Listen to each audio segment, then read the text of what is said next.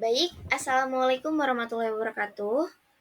Halo semuanya, di sini kita akan membahas bagaimana medan listrik pada sebuah kawat yang kita tinjau dari titik-titik di sekitarnya. Ada titik P, Q, R, S, dan T. Nah, sebelum itu saya mau menjelaskan terlebih dahulu apa itu benda titik dan benda kontinu. Oke, kawat ini salah satu jenis benda kontinu, artinya ukurannya kita tinjau, yaitu dia punya dimensi panjang, ya. Nah, di sini saya sebutnya kawat satu dimensi. Nah, kalau benda titik itu benda yang dianggap ukurannya tuh diabaikan gitu. Jadi meskipun dia punya lebar atau punya volume, itu kita anggap sebagai titik saja. Seperti itu. Sedangkan kalau benda kontinu, kita tetap memperhitungkan ukuran dari benda tersebut.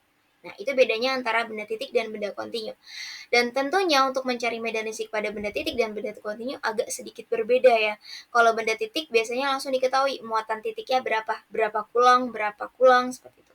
Tapi kalau misalkan benda kontinu, kita akan mengenal namanya distribusi muatan atau rapat muatan. Ada satu dimensi, ada dua dimensi, dan ada tiga dimensi.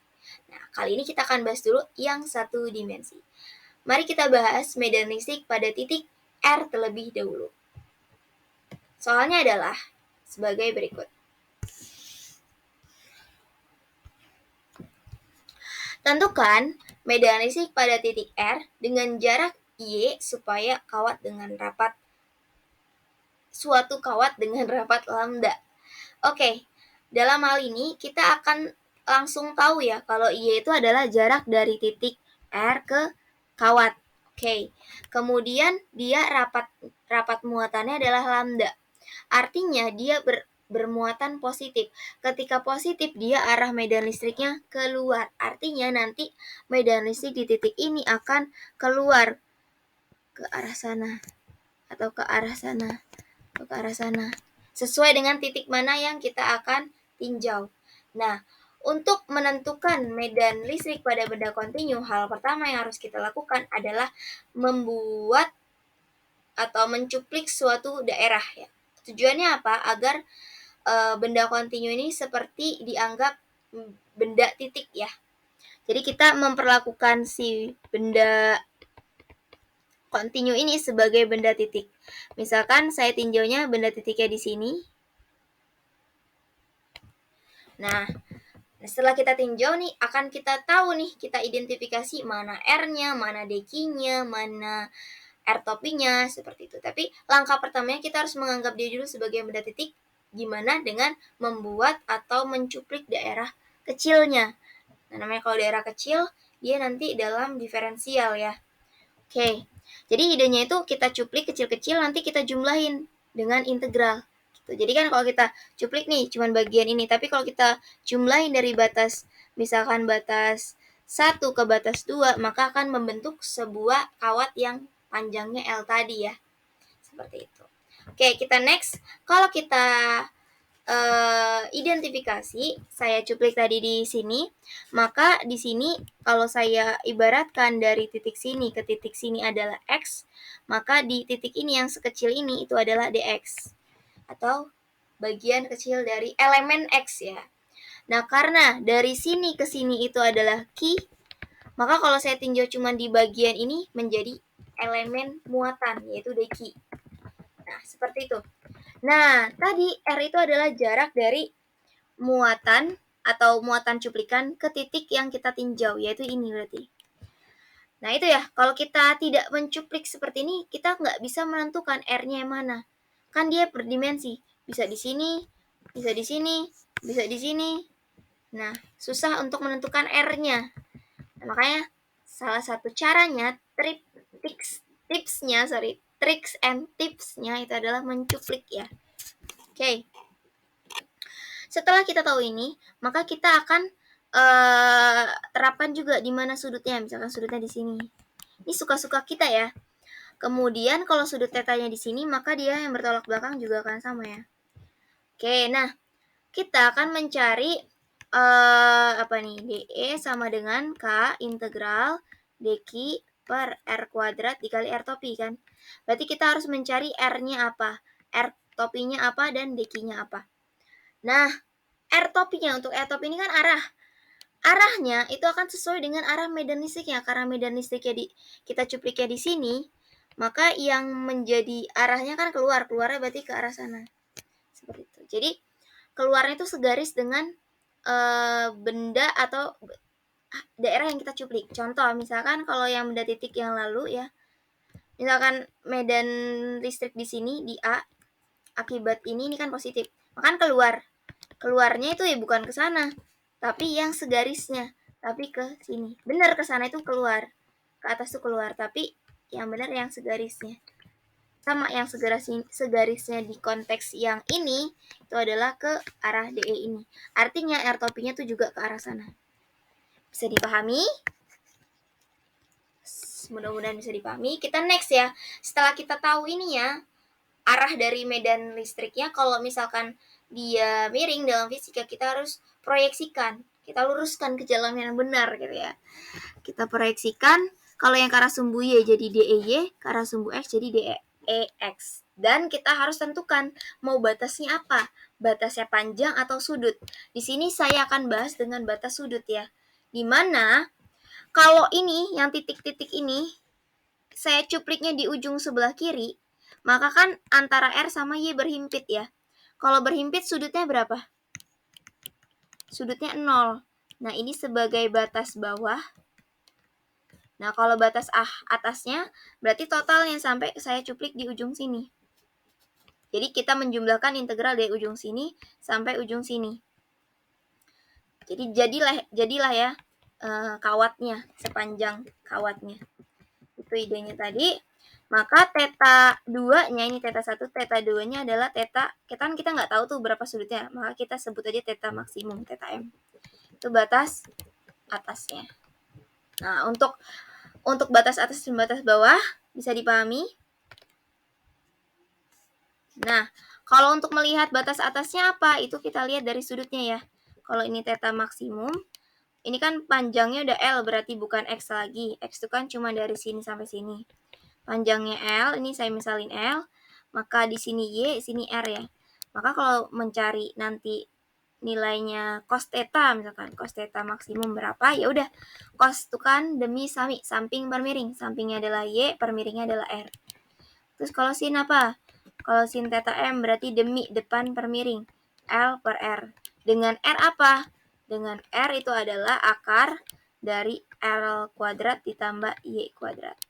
Begitu juga kalau kita cari tan theta maksimum, desa depan per samping, depannya L, sampingnya Y. Nah, itu untuk menentukan batasnya. Nanti kita lihat kira-kira nanti hasilnya cos, sin, atau tan ya.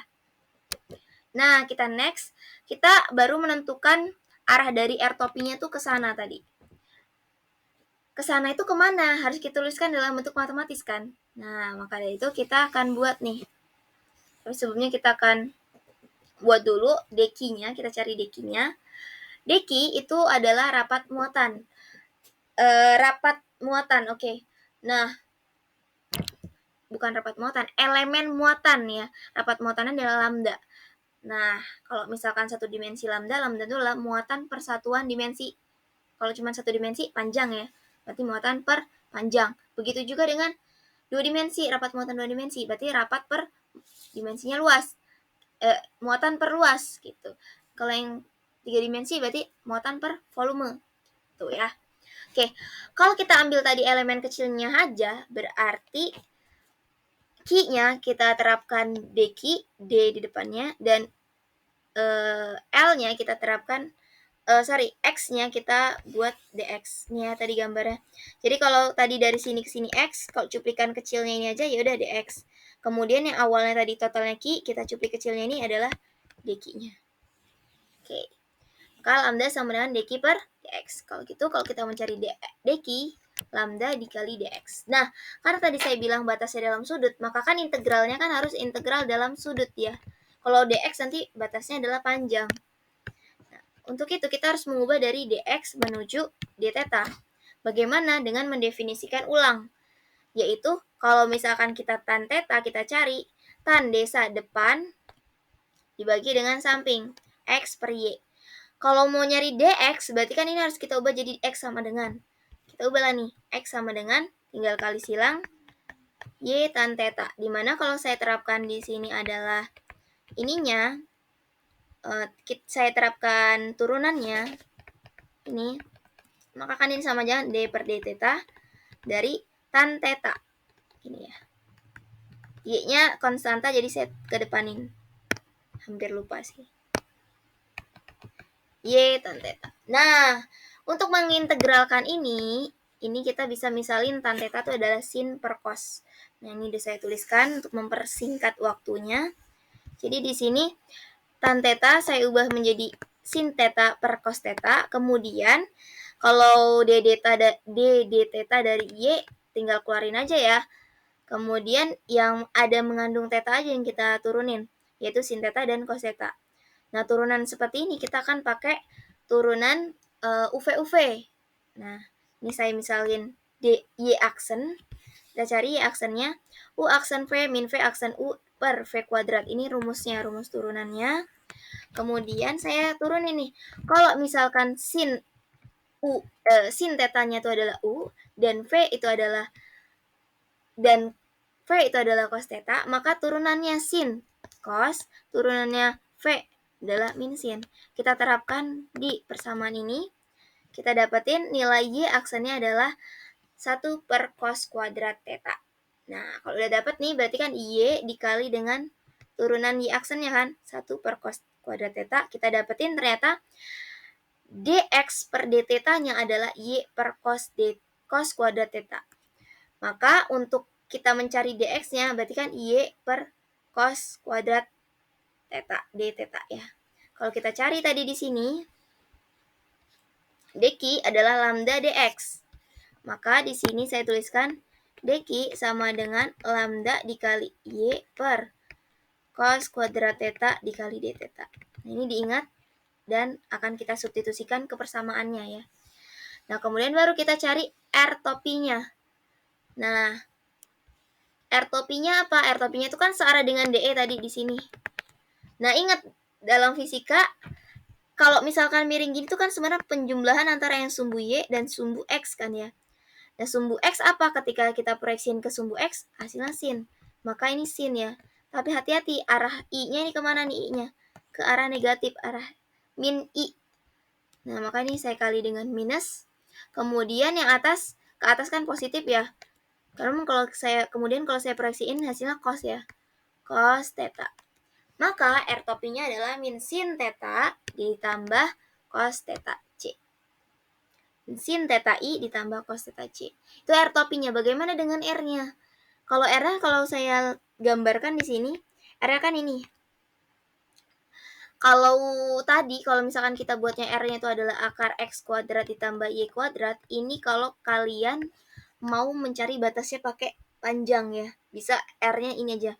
Tapi kalau kita mau modifikasi sudut batasnya itu adalah sudut, maka kita harus membuat pemisalan baru, yaitu kalau kita cari cos theta adalah desa depan, tan theta itu, cos theta itu adalah demi samping per miring, sampingnya Y, miringnya X, miringnya R, maka Y per R. Kalau ini X ini depan ya, sorry, belibet ngomongnya. Oke, maka di sini kita dapetin R-nya adalah tinggal dikali silang aja, jadinya Y per cos theta. Oke, kita udah dapetin semua tuh. Kalau kita udah dapetin semua, kita bisa masukkan ke persamaannya. Jadi DE sama dengan integral, ini K, kita tulis dulu persamaan umumnya. Ini kan ya. Lalu kita masukkan K-nya konstanta, dq-nya tadi apa? Lambda Y per cos kuadrat theta d theta ya. Nah, R topinya tadi sin theta arahnya I ditambah cos theta arahnya J. Ini adalah R topinya, kemudian dibagi dengan R kuadratnya. Nah, kalau ini tadi R-nya, maka R kuadratnya tinggal kita kuadratin. Jadinya Y kuadrat ditambah cos kuadrat theta. Oke, kita hasilin Y kuadrat per cos kuadrat theta. Nah, ini fungsinya ya, kita ubah-ubah semua ke dalam sudut supaya ini nanti bisa dicoret. Jadi lebih sederhana nanti integralnya. Kalau pakai integral yang batasnya panjang, itu akan main-main kalkulus ya. integral yang seperti itu berapa. Nah, itu agak ribetnya di situ, maka saya alihkan ke sudut aja. Lambda termasuk besaran konstanta. Kemudian ini tinggal kita coret nih cos kuadrat tetanya sama bawah. Ini kita coret sisa 1. Kemudian berarti kan ini min sin theta i ditambah cos theta j. Kita integralkan terhadap d theta. Nah, ini ya. Nih, jadi dari yang tadinya ribet banget ketika kita udah buat pemisahan-pemisahan baru, kita buat tips kayak gini ya, tips seperti ini, kita misalin akan menjadi integral yang lebih sederhana. Maka di sini kita akan peroleh K lambda per Y. Nah, integral min sin adalah cos ya. Cos theta. Oh ya, batasnya tadi dari 0 ke theta maksimum. Terus batasnya 0 ke theta maksimum, arahnya adalah I. Kemudian integral cos adalah sin theta, arahnya ke J. Oke. Benar kan ya? Integral min sin adalah cos. Oke. Ini tuh gini ya. Maka di sini kita dapetin K lambda per Y. Kita masukin aja nih cos theta maksimum, batas atas dikurangi batas bawah kan ya, 0, arahnya I, kemudian ditambah sin theta maksimum, dikurangi sin 0, arahnya C. Sini kan sin 0 udah tahu jawabannya ya, jadi bisa langsung dituliskan sebagai cos theta maksimum dikurangi cos 0 kan 1, arahnya I, ditambah sin theta maksimum dikurangi 0, arahnya J. Oke. Dari sini kita tadi udah dapatkan nih, kalau yang maksimum tadi cos itu adalah Y per R. Kalau yang sin itu L per R. Oke, kita masukkan di sini. Sebenarnya sampai sini sudah bisa, sudah benar ya.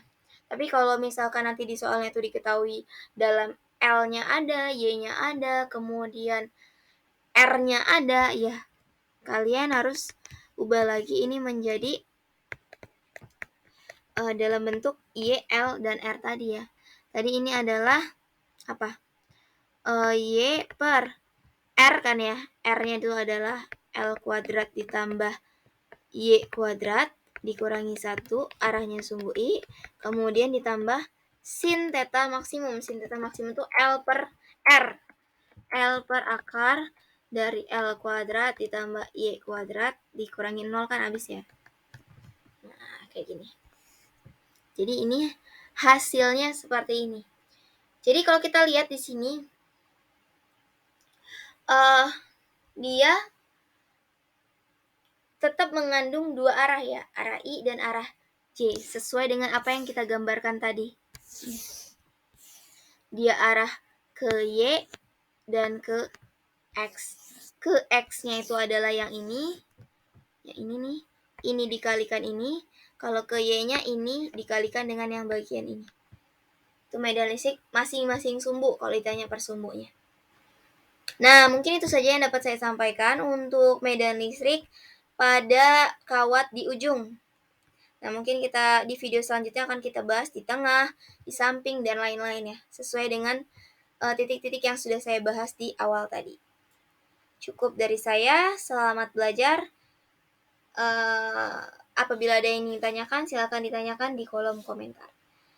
Sekian, Assalamualaikum warahmatullahi wabarakatuh.